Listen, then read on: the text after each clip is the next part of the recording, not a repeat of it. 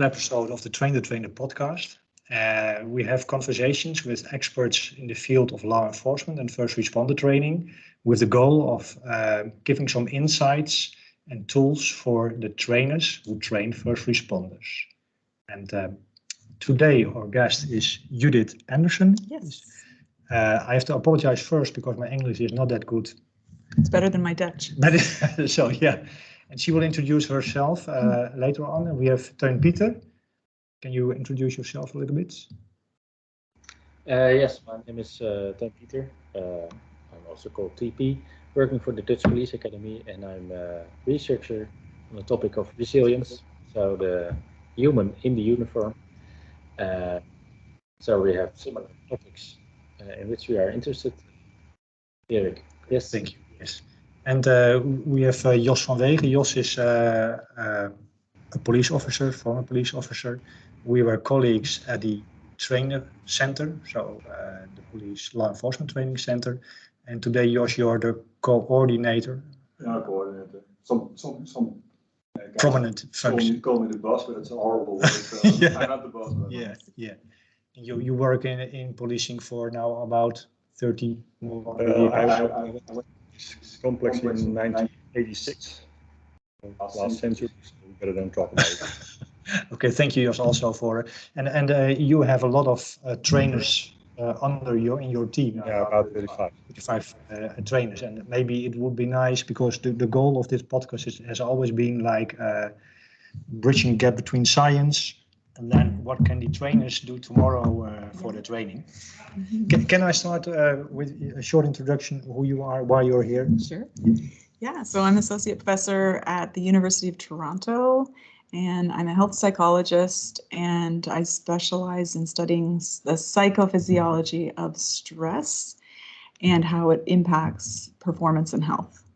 So I've been fortunate and feel very honored to have been able to work with the police for the last decade, actually, we in Europe and North America. And so I've learned a lot from police practitioners, and I hope I can give back something as well. So I'm very honored to be here. Thank you for having me. Yes, of course. Yeah.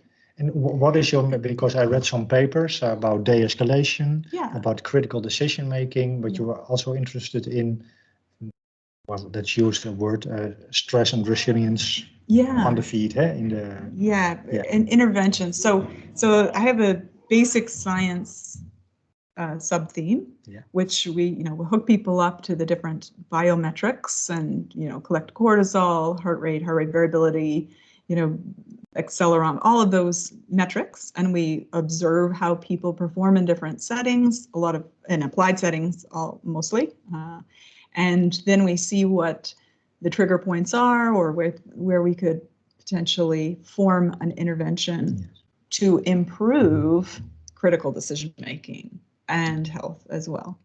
So it was interesting because when I started this as a health psychologist, I came in working, with the military in the US, focused on PTSD and health.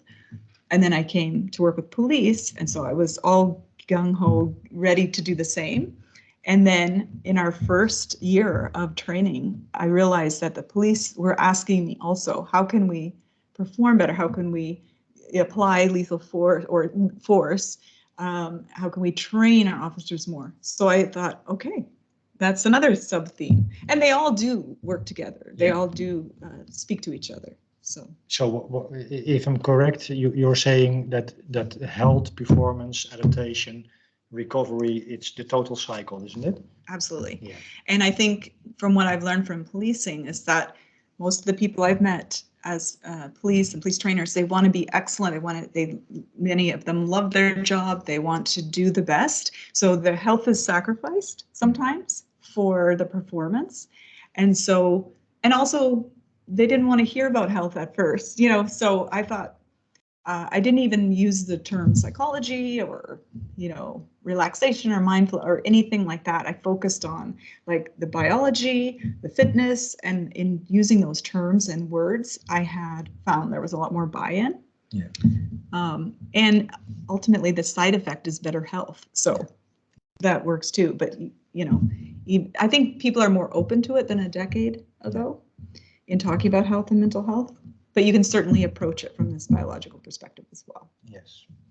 Like brain fitness. Yeah. As well as body fitness. So words do matter, eh? How you introduce it to your. I remember when I was teaching AT. What is AT in? SWAT team. SWAT team. Yeah. Terror team. Yeah, I went to with them in the martial arts in the dojo. Yeah. But then I called it a breathing, something like breathing, and they didn't. Afterwards, my friend Henk Krajov came. He called it tactical breathing, and everything was okay.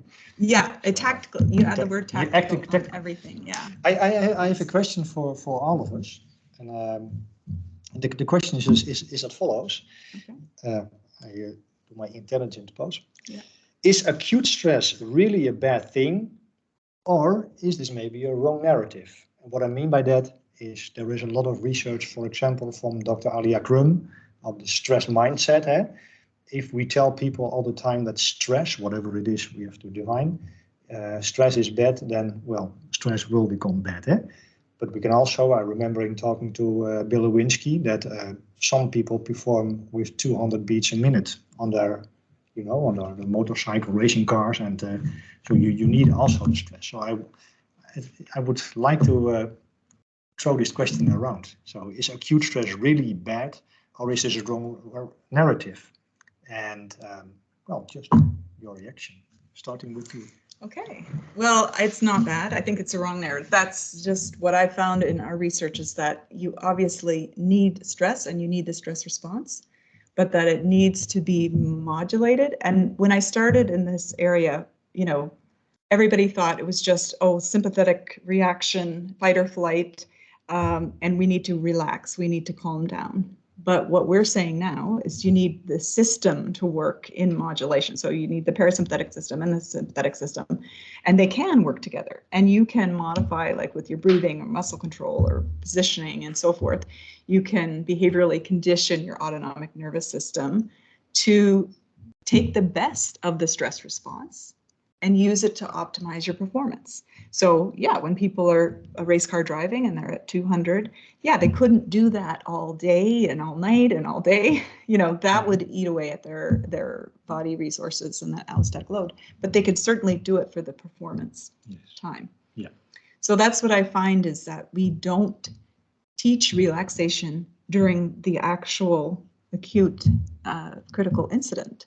You wouldn't want to be too relaxed, or you would miss the important cues. Yes. Yeah. What do you think, for Teun or Jos?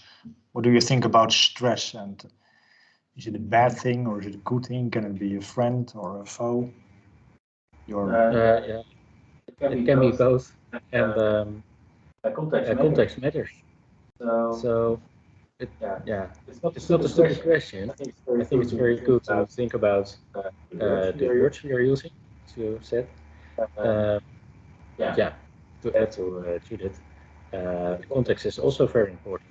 So when somebody is coming to me and say, I'm stressed, I don't know how to react. I don't know if he's happy or not happy. So stress is, doesn't say so much. For me as a researcher, therefore it's important to not only use a questionnaire, for example, and ask them, are you stressed? But also at some physical indicators and look how they behave. Do you have a working definition of stress in your research? I mean a small, not a big, a very big one. If we talk about stress, what are we talking about? It's quite risky to ask a researcher for a definition. Okay.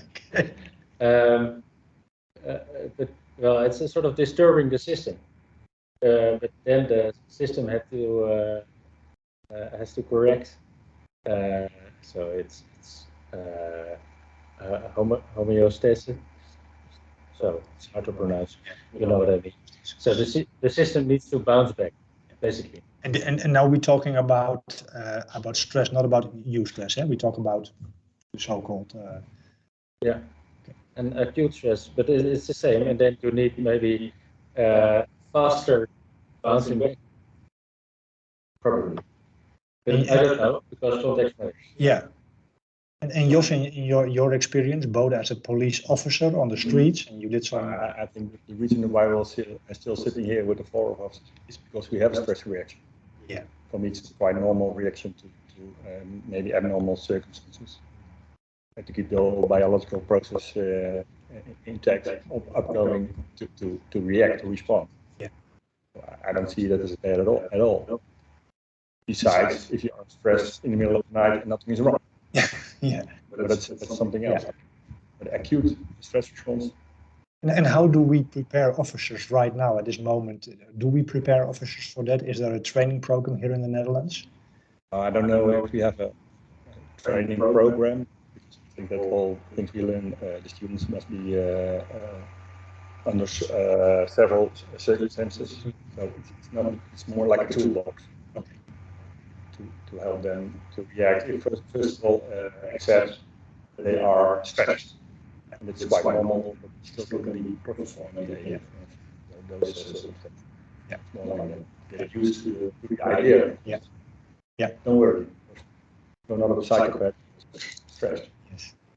And do you use nowadays a kind of stress exposure training, like building whatever scenarios, exercises?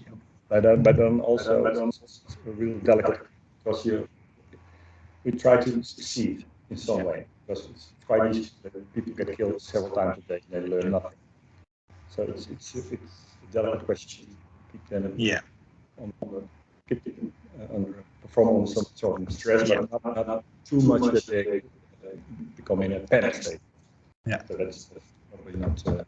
We did it in a couple of years ago. Yes. Yeah. Other decade. Yeah. So, and Judith, if I ask you this question about what does, do you use the word stress or do you use the pressure? So we actually have a paper, unease modulation model, where we break down stress into its component parts, because we, as society, we use one word to mean so many different things.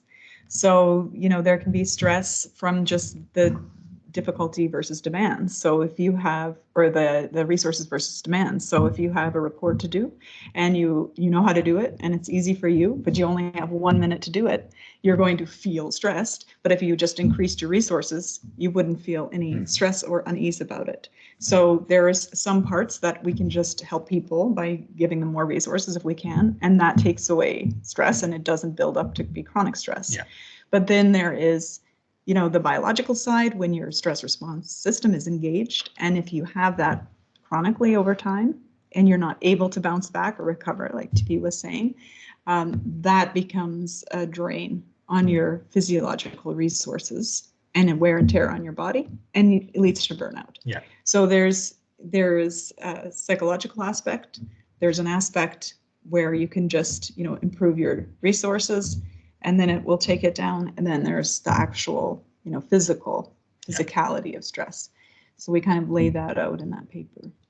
Did you also study the challenge versus threat stress response? For what I know about it, maybe Teun Pieter also knows about it, that I heard there is even a cardiovascular difference between a challenge stage of stress and a threat stage of stress. And I remember it had also to do with vasoconstriction and vasodilatation. So it had a different effect if you are seeing it as a challenge and you're aroused, or if you are seeing it as a threat.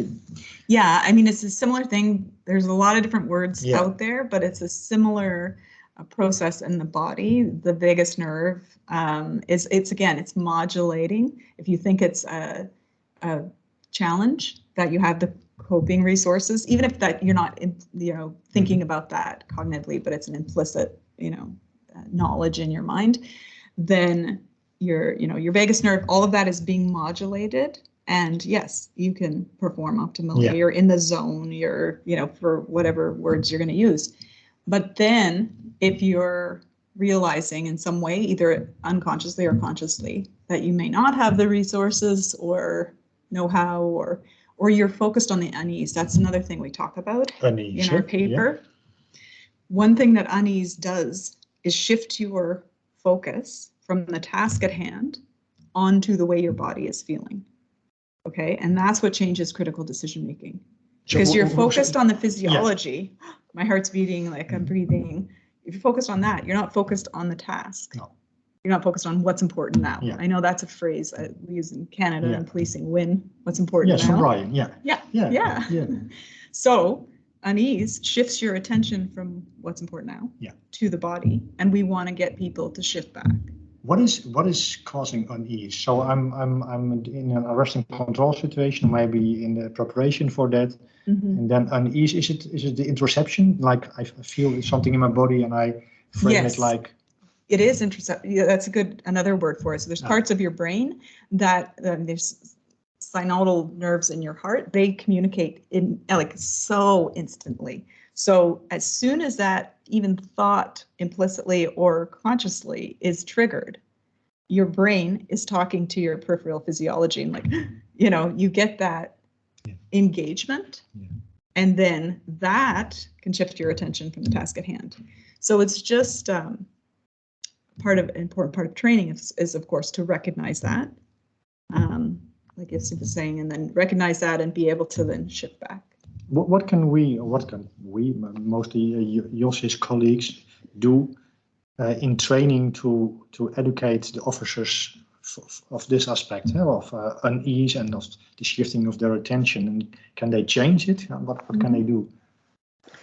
Well, yeah, like everybody was saying here before, you first have to experience it and say that it's okay, you will experience it, and you can function. It's just learning.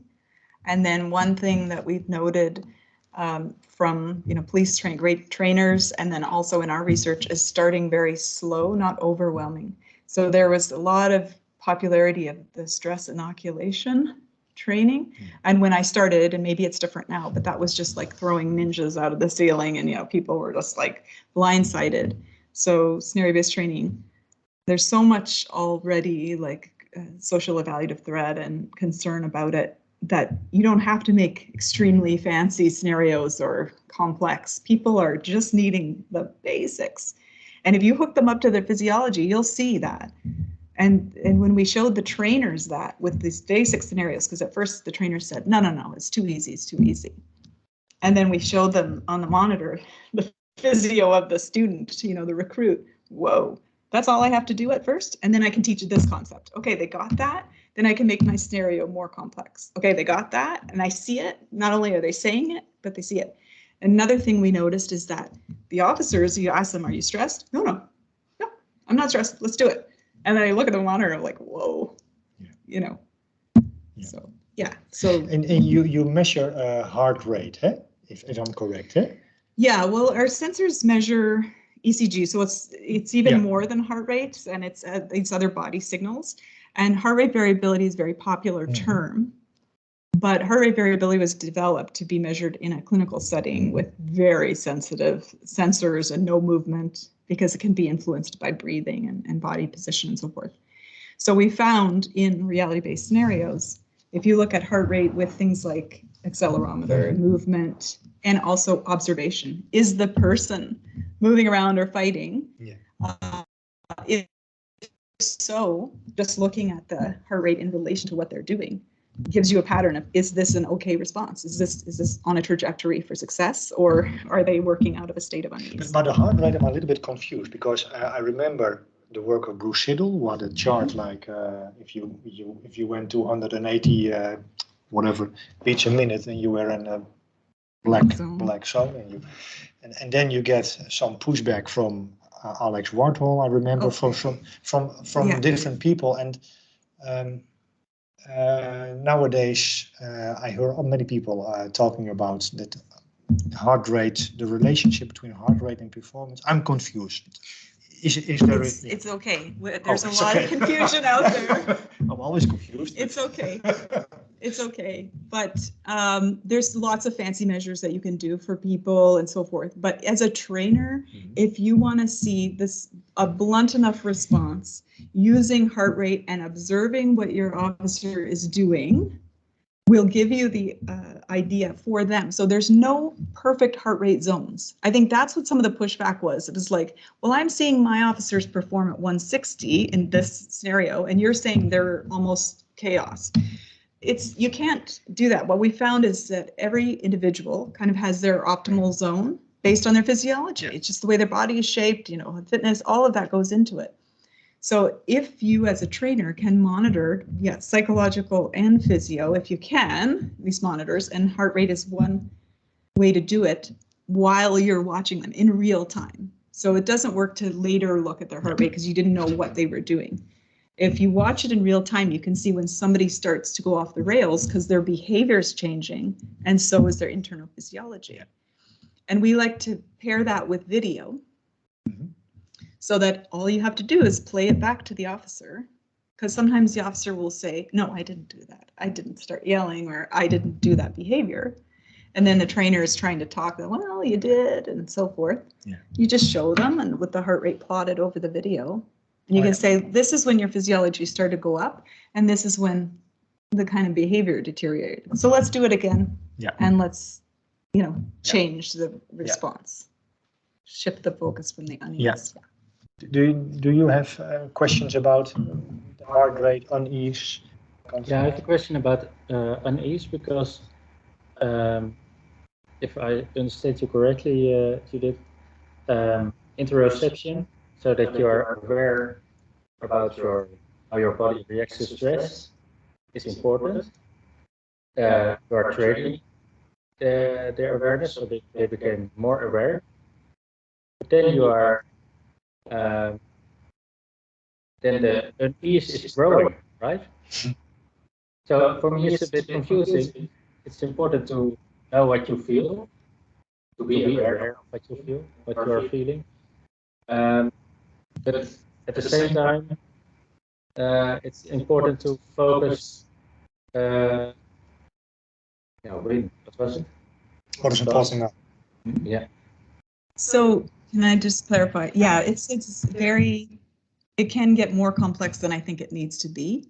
So I think at the beginning, you need to have people match what the situation is, their behavior, and what's going on with their physiology. So at first they need interoception, and then you can actually behaviorally train the autonomic nervous system to modulate the stress response without that constant interoception. Just think about when you're training to use a weapon, you know, you pull it out. So you do so many trials of that. What are you doing? You're behaviorally training your body to your motor movements to respond in a certain way, and pairing that with an event that you see. The cool thing is that we can train our autonomic nervous system, which speaks immediately to the brain. There's just, when I talk about the autonomic nervous system, I'm talking about the brain. It starts in the brain. So you're behaviorally conditioning that. You can even behaviorally condition the immune system. We don't do it, but that's how amazing like the body is. So at first, you have to have people recognize interoception, right? Because some of the officers initially, when we were training, we hook them up and they say, no, I'm fine, I'm fine, I'm fine. And then these kind of mistakes happen or whatever. And then we show them their physiology. Oh, I didn't realize when I felt like that, that was associated with either making a mistake or whatever. For an example, I had a very good tactical officer, and he was in charge of holding the, I'm going to say the wrong thing, the door, the breacher, and huge, heavy thing. He was a big guy. He said in training, he could do this 1,000,000 times. He could carry this up 7 floors, no problem. But then when he got into the field and he had to do that, he said, I felt so weak. I just felt like weak and whatever. So the question once again was, how do you, at one hand, become aware of your internal physiological state, awareness of that, and at the same time attending to the task? But because on the surface it looks like, well, if I'm attending to my body in a single, then I'm not at the task. And this is also for the nerdy scientist, this is the relation between the internal focus of attention and external focus of attention. How, if we go internal, how can we be externally focused on the task, which seems to be the most effective strategy? So you were Yeah, so you answering this there's a question. lot of debate, right? Yeah. Should it be a focus on interoception or that awareness? And from what I've learned in my research and many others, that you start with helping people pair. Okay, that is a thing that's existing. You have a stress response. It's making you uneasy. That's a reality, and this is what it looks like in training. But that you can train it and then have an external focus. So we do not want people to have an internal focus when they're in the field, okay? But you can, you have to make them aware that these two are paired before. And one thing that I was giving an example of is that some of the tactical team officers that I'd spoken to, they when you look at their physiological monitor, they're amazing tacticians, as well as their physio is amazing, so they're not getting burned out and so forth. And I interviewed them about their training and life skills. Well, a lot of them had taken years and years of martial arts, and so they had done breathing and body position, just practice that, and it was so automatic that they were modulating their physiology without even thinking about it. But they had such a hard time explaining that to their trainees. They would just say things like, get in the zone, come on, or just breathe, or, just get there. But there wasn't concrete strategy of how to get there. No. Okay? Yes. Because you want to be on external focus. I think sports shows that too. Yeah. With the athletes that end up choking or in the clutch, if they start focusing on their motor movements again, then their performance gets worse. So I think those same concepts apply. Yeah. So now the question is, how do we modulate our distress response? And I emphasize the distress response because, as we started with, if you conceive every arousal signal as I'm stressed, I think that's the wrong narrative. We spoke already about it, but now you feel unease is a good word for that. So now I'm unease. What can we do in training? What can Jos's colleagues do in training? Some interventions for self-regulation. Let's start with that, and then with the practical.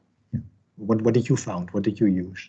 Yeah, so self-regulation is a really good term. We like to talk about that as well. But again, starting slowly and working up to things, is that starting with a very, very simple scenario, or even a role play or so forth, showing people their physiology just on a little independent monitor after the scenario, obviously not during, so they're not focused on it, and then walking them through it. So you're getting used to recognizing that unease exists, that you can, accomplish the task, you can function, just like you were saying.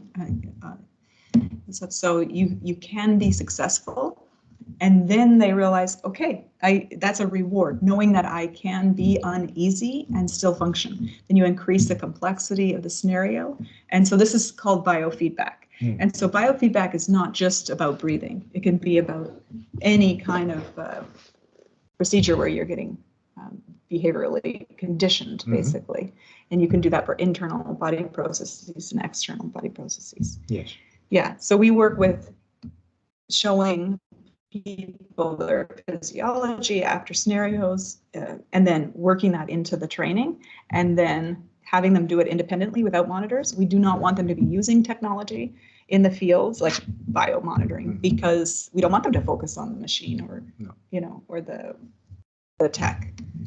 So the first step could be then for Jos's colleagues is to show them their arousal levels during simple to complex scenarios. Is that what you're saying? Yeah, you can do that or you can, if you hook someone up to a monitor and you have a real-time heart rate feedback, it's as simple as that. But it can't be one of these. Some commercial products give you a delayed heartbeat, heart rate, which then is telling you about their physiology 30 seconds ago or a minute ago. You don't want that. You need a real-time monitor. And then the trainer is holding that and watching the person go through something. Even better if you can film it and plot that. We have an app that does the filming and plotting of that. And then you walk in the debrief. You have an app? Yeah, well, we our collaborator, who's a physician, developed the HRV Train for his patients just because he was a science nerd and he wanted a very confidential app. So it's not attached to a cloud or anything. Okay. And we use that. So it's not a commercial product for us. We use it for the police because it's simple. It's real-time feedback. You can see that. You can plot it over the video. And then the trainer can work with the person and show them, okay, this is when it went off the rails. Okay, then we teach them biofeedback, which includes breathing and body position. There's, acute stress technique, the inhale and prolonged exhalation. We call that a 1 breath reset. And you can program that. So when a person is starting to feel uneasy, their body just does that prolonged exhalation without having to think about it. Yeah. And we show them on the monitor, you did it. You're doing it. It's you're conditioning your body to do it. So, and if we go back to the training, because always with a lot of interventions, the training practice is so, how do you call it, Jos? Because you have 12 or 15 officers. Yeah, 16. You are there alone. Yeah. You don't have. I don't have equipment. You don't have equipment. Only some heartbeat things and iPad to record them. That's all you need. Yeah, but that's all you need. And we have the tactical team that's one of the best in Canada does this and monitors the people. And then after the training session, then they can pull someone aside if that, because they have to get a lot of people through as well. Yeah. But one of their trainers said that basically we've saved them about $1 million in that, because each tactical officer at that level is about $250,000 to train to that level.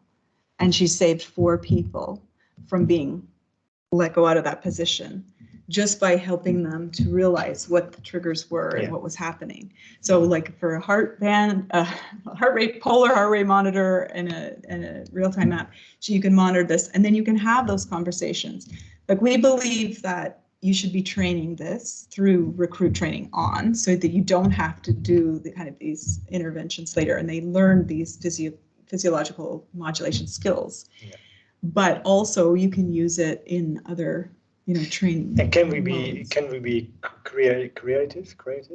That Jos can still do this awareness of physiological arousal without all those equipment? Is it possible? You'll learn to, I'm sure, and as a trainer, when somebody is deer in the headlights, right? They're not going to be learning anything in your scenario because they're already so keyed up. Okay. We find that when it comes in really handy to have a monitor is when either somebody does not agree, they do not believe you, or they're, push back, or they're very stoic, which I know in police training is, part of the thing. You've got to look in the part. And so then you can't tell sometimes. Right. At first, when I went to Finland with my research monitors and I hooked the tactical team, I thought, I'm not going to get anything because I wasn't looking at the monitor. I was looking at their faces. I thought, what am I doing? This is a waste of time. But then when I looked at the monitor, I could see who was going through what. And then you can make an individualized plan. Now, I know training time and resources, that's always the biggest thing. But if you think about it and you work with the person at their skill level, maybe 5 minutes after or so forth, you're going to save yourself a lot of time and resources than if they make a mistake in the field, or there's more liability, or their confidence is ruined, or they get PTSD. You're talking about almost minute levels of extra time, or, this person is totally over-aroused. So you let them go last and maybe have another trainer talk to them while you run the rest of the people through. So there's ways to integrate this into your training. It's not some big extra expense. You have any question, Jos, about? No, the thing that acknowledges that we said, well, we don't talk them better, so we stop by telling the trainers, just explain somebody what he did wrong and what his state of mind was, or you are stressed. Yeah. I recognize that a lot of students say, oh, I'm not stressed at all. Yeah. And then so we show them the images, and then they see themselves. Yeah. And the body never lies. Yeah. So. Yeah. Exactly. But the interesting thing about it is that we can compare the heart rate with the images at the same time, and not during the practice, but afterwards. And even in 5 minutes, I see some. I think that could be possible, like performing an exam for shooting. Some teams are really nervous; they don't perform at all. Maybe in those circumstances, we can do this. And you were with me, with the doctors, the trainer for the emergency physicians, and we do it with them because they are in medicine, so they have a lot of equipment. Yeah. And okay. And we think it's really important to do this. Like if you know people are going to be very nervous before shooting tests, especially if they're novices or so forth, or anyone really. Why put them through a test that they're then going to fail or do worse than they have the skills, but it's just the unease, okay? So pull them, work with them so that they're in a state to do that. I'm not saying to make the standards easier or less, but why you have invested so much time and energy in creating the training and this person, why not take a little bit of an extra time to help them to be in the state so they can be successful because they have the skills, they know it. And that goes along with the way that the trainers build rapport with people and encourage positive interactions and not negative interactions So if this is okay, let's go to some tools. And first, I heard your postcard about the one breath reset, isn't it? And what I heard, but maybe I'm wrong, it was an inhale, a hold, and an exhale. Is that correct? Yeah. So it's we work with body position at first when you're doing this because you don't want to be slumped or crushing your lungs, or you want to be, but you don't have to focus on belly breathing. It's not belly breathing, and a lot of people don't like to talk about their bellies, but you're not doing a high breath from up here. It is a full breath. We call it horizontal breathing. Yeah. Okay. I haven't heard that term, but yes, it's all like very similar. When you're just static, you want to let the air out of your lungs. You take a big in breath. Hold for 1 second. I mean, not a long hold. You're not counting, nothing. And then that prolonged exhalation and that pursed lips. Okay. And you're pushing the breath down through your core and out through the body. And when we train it, we do it very exaggerated at first so people get the feeling and they really get that it's pursed lips. So we even have them like, okay, you might look like a squirrel at first, but really exaggerate it. And then we have them practice with each other to get to the point where they can do it. The other person is talking or whatever, and they don't know when they did it. So that's the thing about training until you can do these automatically and without a machine. Yeah. Without tech. Yeah. But that's just one of the techniques that we have. And I, maybe this is a little too nerdy, but It's never too nerdy, right? Well, because I just released a masterclass, Scan and Breathe. And they did a lot of research into breathing, and with the breathe reset, the question is now: this is not a how do you say it? This is just pure interest, eh? So okay. Yeah. So not to ask difficult questions because asking difficult questions, but the inhale for me, the emphasis on the inhale for me is like inhale is sympathetic nervous system, so arousal. There are a lot of techniques like the physiological sigh and prolonged exhalation focus on exhalation. The inhalation follows automatically. So emphasis on the parasympathetic system.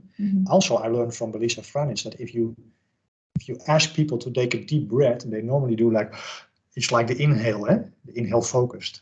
So are you not cueing them with the inhale for vertical breathing, for chest breathing? When you're teaching somebody to do a one breath reset, you're sitting or standing. So it's a bit different than when you're actually in a scenario where you would normally be breathing in. Yeah. So we all have to breathe in and out. So we have to teach the prolonged exhalation in a series where the brain gets it. I will be breathing in when I am when I am out in the field, right? So when we're static, we teach breathe the breath in, not a gasp, not a hold the breath. You got to watch people. It should not be that. It should not be a like that response.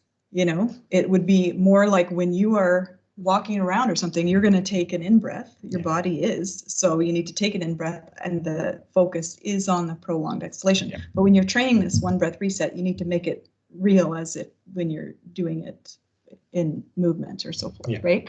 So that's why we focus on that. And yes, the sympathetic system is stimulated when you breathe in, but then it's modulated. I'm all about the modulation, right? It's modulated by the parasympathetic system when you're breathing out. So that signals to the body you can do both, and you can do it when you're moving around. Do you have the same? That's what I'm talking about. Do you have the same ratio of?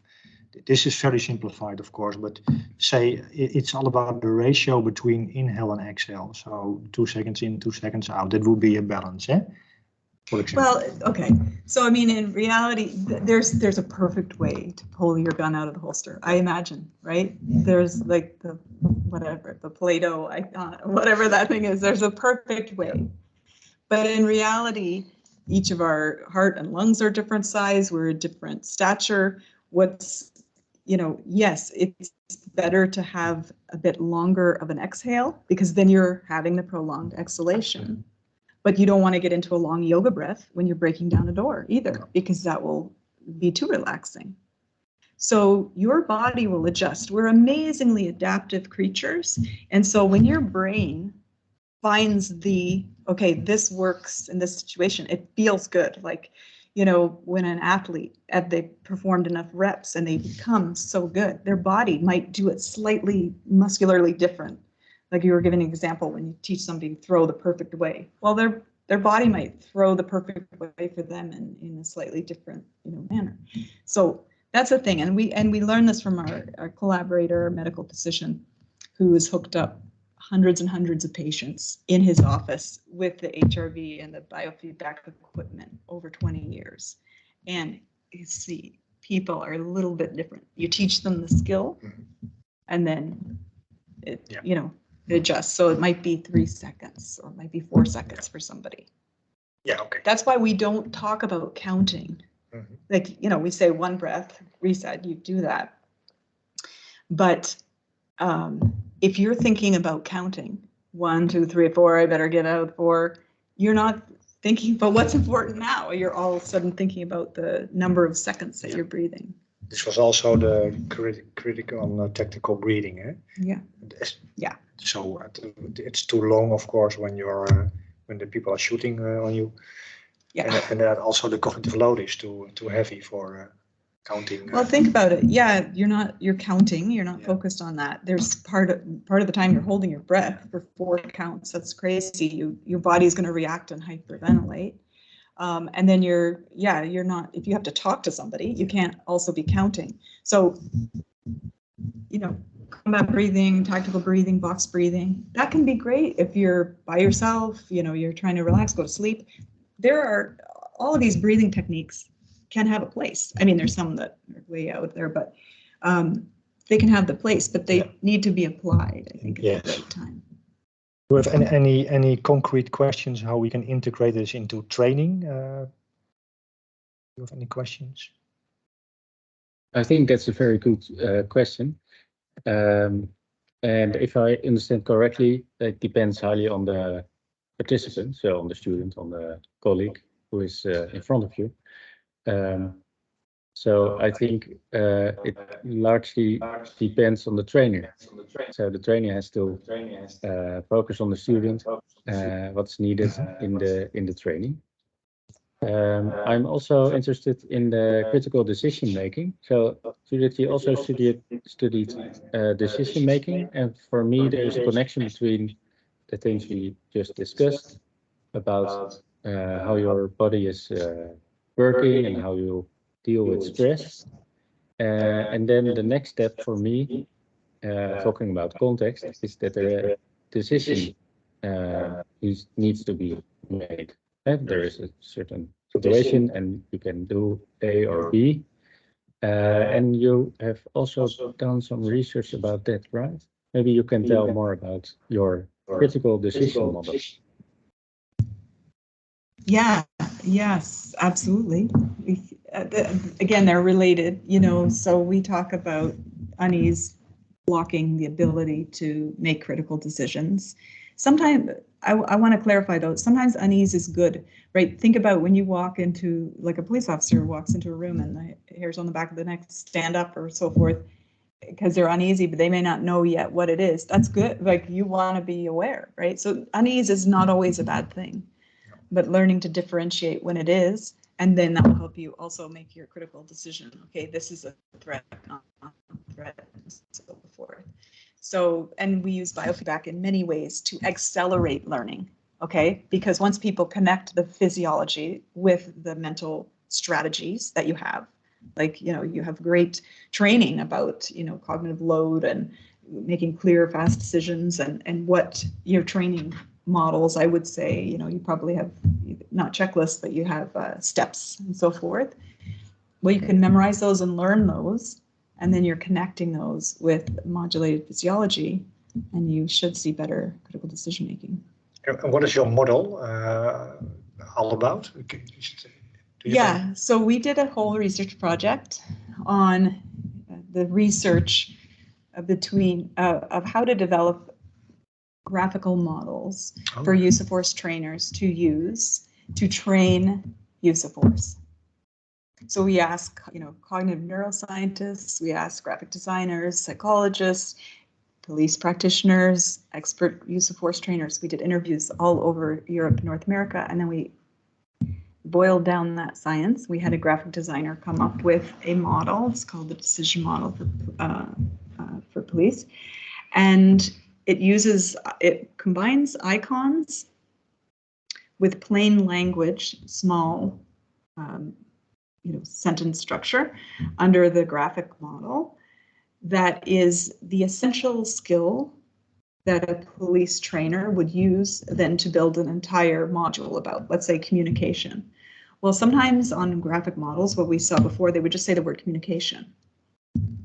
But what is yours, you know, what do you want people to cover in communication? Is it verbal, you know, body language, communication, calling for backup, calling emergency services? Well, just, we said those things, okay, in one word, little blurb. So each section is very short, but it stands for a whole module that you would teach. Because what we found in many training models that police use of force, at least in Canada, used, they were very confusing models just in their shape, and there were words that were made up, like assaultive and so forth. So the definition isn't clear to people. The visual graphics isn't clear. It could be like an escalating pattern. And so, you know, there's different interpretations then.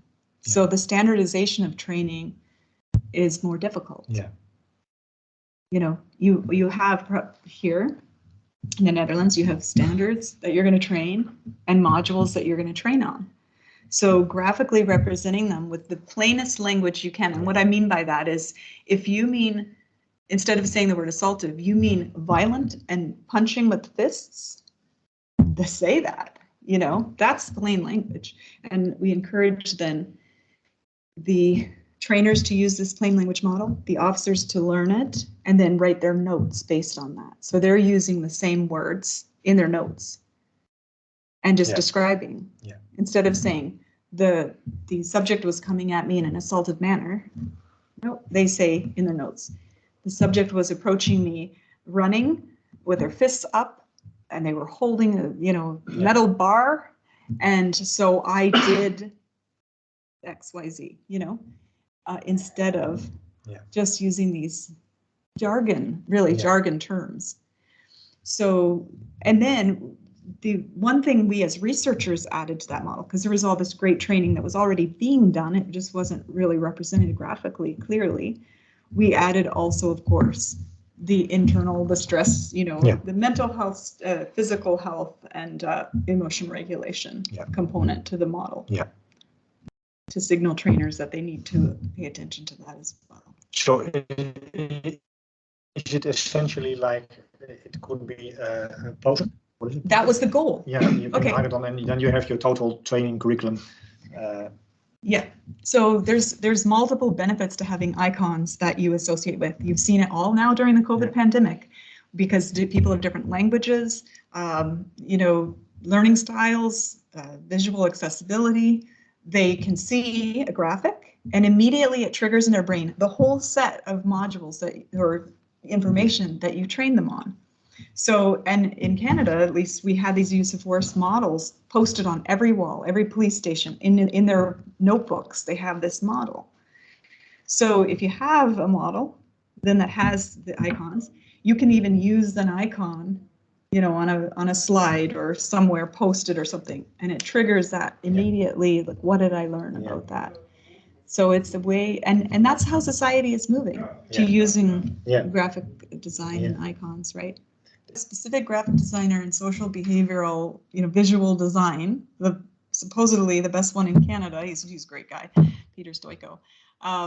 So to design it, the way that people even read from left to right, from where they look on the page first and so forth, because it is a model not just for use of force training. It's a decision model for all police encounters. It's de-escalation focused, and it's non-escalation focused, right? So if you think about it, every call, you go up to somebody's car or somebody comes to ask you a question, you don't know if it could escalate or, if it's a threat or not. You have to move forward with similar strategies. If I was going to communicate, there are these principles that I can communicate. If it goes to force, and we even have the lines, it's kind of like this decision tree, but not overcomplicated, because that's another thing that came out of the research. You can't have overcomplicated. You can't just have checklist steps. Do this, this, this, and this, because then when you're in the situation, you're like, oh, was I in step 3 or 2?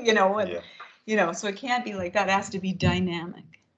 We have at the emergency hospitals and medicine where I work, we have everywhere, you've seen it, I think also Jos, everywhere there is a poster for, now it's a child with a nation, and you can, but it's still, but it's only with language. All words, no. The graphic design, following the graphic design perspective, that's interests me the most. It's combining the two, combining the two. And so another thing that we learned, though, in this whole research project is that, for aviation and medical, especially like surgery, you can have checklists because there are only there's hundreds and hundreds and hundreds that can go, but they're still defined, right? Yeah. So there's only so many parts on a plane, and they can be combined in this way and so forth. And a surgery should go like this, and here's the steps, or, people can interfere. But what we found with policing, it's so dynamic. And there can be so many other variables like bystander, weather, all of these things that you guys train on so well, that the model itself has to be dynamic enough, cannot just be a checklist. So that was our challenge. And I would love to have you look at it and see what you think. Yeah, but, great. Teun, also your question answered about critical decision making. We can go, of course, into what decision making is and so on, but and I'm also looking at time. So before we wrap up, I have another question about another topic, because I've read that Judith is also studying resilience of minorities, right? So it's quite a different topic, but I'm really interested because the Dutch police aims to incorporate a lot of different types of people among the police organization, so from different minorities and different cultures. So I was thinking maybe Judith can advise us how to deal with different cultures and minorities. Of course, that's an easy question. We have 5 minutes left. No pressure. No, I think what I would say, like, we don't have the perfect answer for, creating great communication lines between everybody, but we tried to incorporate that on the decision model also, is that plain language things like somebody may not speak your same language, or they may not be hearing you, they may have accessibility differences, visual hearing impairment. So those are all things that need to be also incorporated in the training and part of this model so that the officer can recognize it. and work within that. So because I think that humans are humans. We want, of course, all be treated with respect and dignity and be heard, or but also just the basics in a very short encounter, maybe 20 seconds, 30 seconds with somebody, and just recognizing that there might be other things in the encounter. So I'm not sure if you're asking about like overall in society, and I can't comment on that so much, but that was one of the things we considered in the decision model was acknowledging those differences, and so kind of standardizing, hopefully having standardized curriculum about how to kind of recognize those potential differences, and then what skills and strategies you might do to meet the person's needs. Thank you. And as a researcher, I'm happy. So there's more research to do, both on the field of decision making, resilience, but also how to deal with minorities. Yeah. One thing I would say, and I don't want to forget this because we talked about the one breath reset, but I really believe, so that's for in the acute situation, but there is a recovery that's so important, that also like the organizational stress can lead to burnout, as well as just the accumulation of events. Even if somebody doesn't have one very traumatic event, there can be the accumulation. So we do also, and if we don't have time to go into it, I don't have to talk about it, we do recovery breathing, which is a form of paced breathing. Please tell us, what's the protocol? Recovery breathing. Yeah, okay. Recovery breathing. Recovery breathing. The second tool. Yeah, so we looked into clinical science, and there's a whole decades of research on paced breathing, but it's finding your resonant frequency. Yeah. So people's bodies, again, are all shaped differently, their lung size and heart size and so forth. So there's not one pace of breathing. And what I'm talking about is like you breathe 5 breaths a minute or 6 breaths a minute. So when you want to relax, when you are going to want to recover, when you have a moment to, or a minute to come down to your resting again. Yeah. Okay. So that then you have the resources physiologically to go to the next call or so forth. So we found that finding your resonant frequency, so each person might be different, like your body and shape and lungs and so forth might 5.2 or 6.3 breaths per minute is your ideal way to put yourself in that recovery state physiologically. Your oxygen is getting pumped throughout your body, your immune system, all of those things are like you are really in a good deep sleep, but without having to take a nap.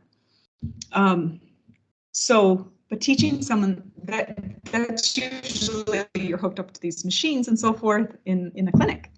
And that's shown to help, all these different kinds of conditions and so forth. So we thought, how can we do this in applied settings? Because obviously we don't have the same equipment.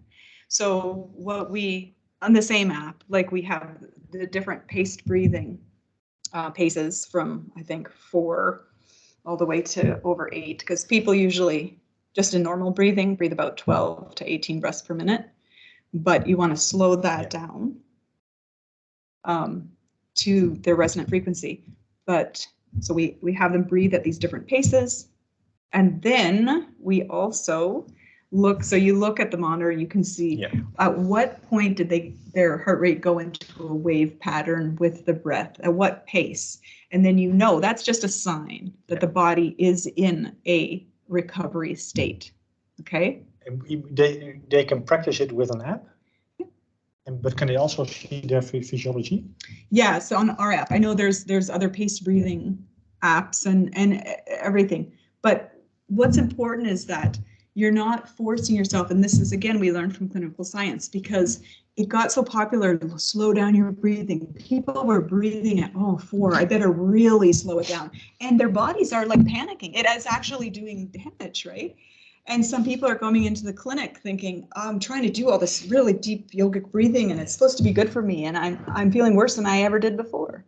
So that is the idea, that we use the monitor to help people get that pace that feels good, looks right, but it also has to feel comfortable. Yeah. Again, just like with the one breath, we don't say, but it has to be this exact perfect thing. Like in clinical science, they say, no, it has to be perfect. But what we found in the field is you get the pace, It looks good. It is slower than your regular pace. Yeah. You know you're in that state. Now practice that for a while. Yeah. And then again, your body becomes conditioned. It feels so good that what we found is like we do a 3-day training. By the end, we at first have people breathe with the pacer on the app, like a triangle comes in and out, whatever. And then by the end of the training, they can set that aside and then we're monitoring them. They're breathing at their pace. And we can look and say, yeah, they're right on it. Yeah. And they don't have to be watching something. Then what we teach people to do is do that pace 1 to 2 minutes throughout the day. So like kind of program yourself. When I sit down in my car or when I pick up the phone and someone's yelling at me and then I'm just doing that pace, right? So you're taking that opportunity to get into that state as often as you can, but when you don't have to be obviously moving or doing something else. Yeah, so that's what we call recovery breathing. Yeah.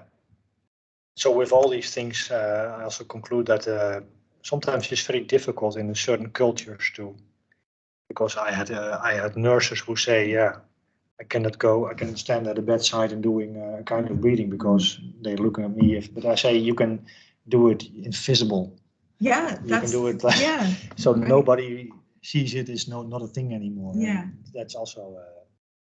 That's what we do in scenario-based training. Yeah, of course. We teach them, to do some, role plays with each other and try to tell when your partner's doing that. Yeah, that's great. Yeah. It's fun also. It's also fun. Yes. It's better than just PowerPoint, right? Yeah. So. And another great tool is Yoga Nidra. So look it up for yourself. Okay. Yoga Nidra protocols for non-rest, deep rest protocols are also very worthwhile to do, and I've gotten a lot about out of it, even in heavy times, so to speak. Yeah, it's not a soft tool, eh? It's hardcore physiology with great effects. Do we have any questions left, which we can? Not a big one about. Not for now, Erik. Thank you. Okay. So Judith, thank you very much. Well, what are you going to do in the Netherlands? Well, see my good friends. And so excited to come around again and making some research connections. So we're really excited that we're trying to put together, and we will put together a research consortium between the Netherlands and Canada with some great researchers right here, and TP has helped facilitate that. And hopefully with the police, we'd love to collaborate with you as well. So we can begin sharing between countries, because that's what I felt when I've learned the most, is working with great researchers all over the world. People are doing great stuff. Absolutely. Yeah. Well, the law enforcement and first responder trainings are trainers all over the world. Go practice these tools first by yourself, then implement it in your training. And we'll see you next time. Thank you so much, all of you. Thank Bye. you. Bye-bye.